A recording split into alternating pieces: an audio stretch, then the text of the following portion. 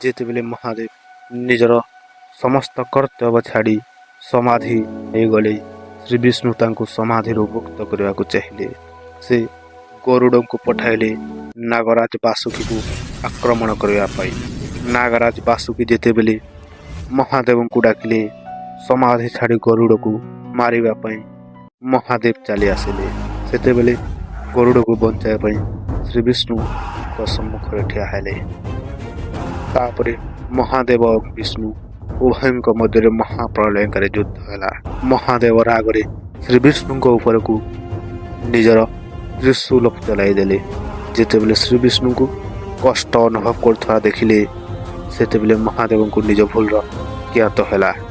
ସେ ଶ୍ରୀ ବିଷ୍ଣୁଙ୍କୁ ଠିକ୍ କରିଦେଲେ ଏବଂ ନିଜର କର୍ତ୍ତବ୍ୟକୁ ପୁନଃ ଅବତାରଣ କଲେ। ଯଦି ଭିଡ଼ିଓଟି ଭଲ ଲାଗିଥାଏ ତେବେ ଚ୍ୟାନେଲକୁ ସବସ୍କ୍ରାଇବ୍ ଏବଂ ଭିଡ଼ିଓକୁ